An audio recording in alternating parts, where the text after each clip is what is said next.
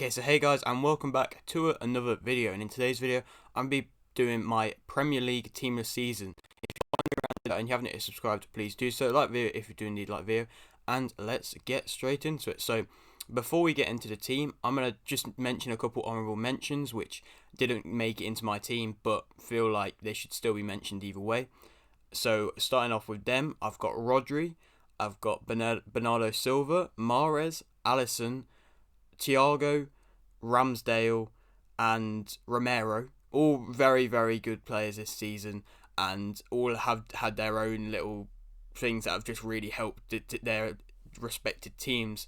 And I mean, for somebody like Alisson, I only just kind of didn't pick him just because they didn't win the league. I know that is very unfair realistically, but it was just between him and, I mean, you'll know Edison, their goalkeeper.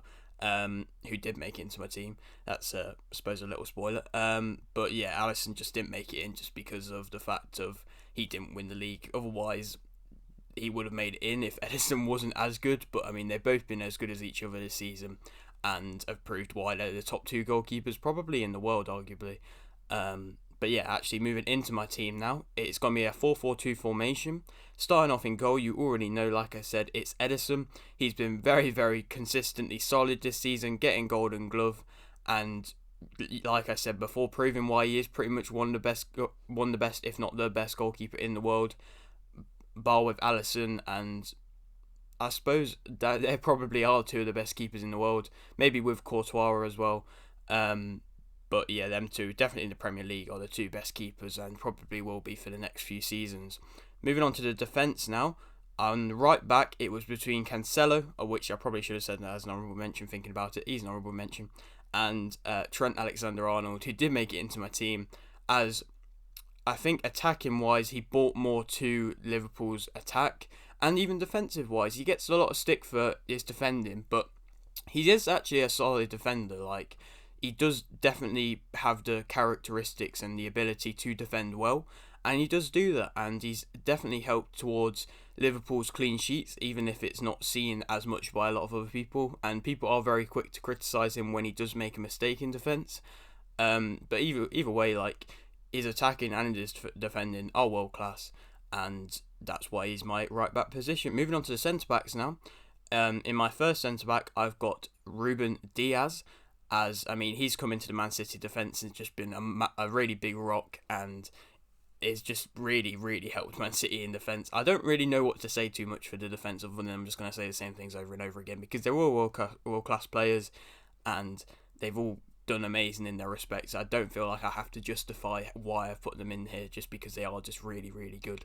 And in my other defensive spot, I've got Van Dyke. I mean, yet again, probably the best centre-back in the world, and yet again, another season has proved why he is like that, and why he gets that accolade. Yeah, that's my centre-backs. Moving on to my left-back now, I've got Robertson. As, to be fair, left-back-wise, even from Man City, they don't have the greatest of left-back in Zinchenko. So Robertson is just clearly the best left-back. I mean, I'm trying to think of other ones in the Prem that could even get close to getting up to him, and there's nobody really at the moment who's really up there with Robertson, especially as consistently as Robertson does, is as good as he is. But yeah, that's my defence. Very Man City and Liverpool wise at the moment, but I'm sure that will change at least a little bit at some point. Moving on to my right mid, we're still keeping with the Liverpool and Man City theme, and we've got Mo Salah. I mean, I'd be stupid if I don't put him in it. I know he went on a bit of like a goal scoring drought just towards the end of the season, but either way, he's still an amazing world class player, and he's got the joint golden boot. So for him not to be in this team would just be stupid, and I'm sure he'll get his form back for next season, and he'll be scoring lots more goals again. He definitely could be getting golden boot for another season in a row, and I mean, I'm recording this on the day of the Champions League final, so he could score tonight, and yeah, we'll have to see with that one. But yeah, moving on to my centre mids now. I'm going to go with my first one being De Bruyne.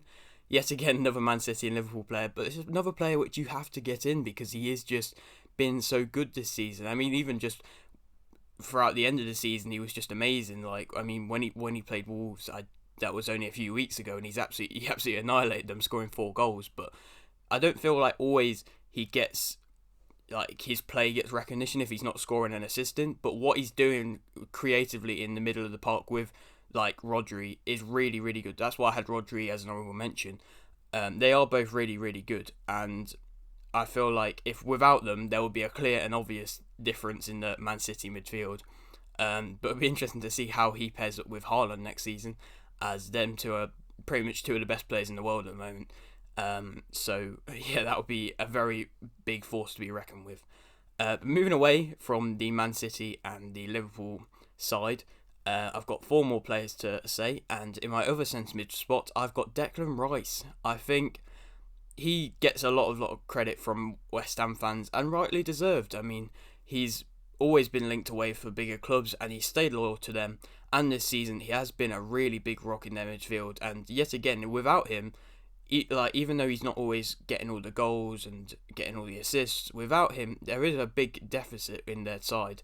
And what else can I say other than he's just been really good? I mean, he is just a world-class player, and I feel like I don't know if he'll leave anytime soon, to be fair. West Ham have proven themselves to be a European good side, like a good European side, to be able to get Europe 2 years in a row. And I don't know if he'll leave. Maybe, but we'll have to see. Maybe. Moving on to my left mid spot now, though. Heung-min Son. I mean, joint for the Golden Boot is another reason why I had to put him in, and especially more towards when they got Conte, after, like, he really changed their whole squad around and made him score loads more goals, and especially as more on the second half of the season, he's just not stopped scoring, and has now proven himself to be pretty much the best left winger possibly in the world. I'm trying to think of other ones. I mean, he could be the best left winger in the world currently, and maybe possibly one of the best wingers alongside with, like, Salah. But yeah, that's something to think about. Moving on to my attackers though now.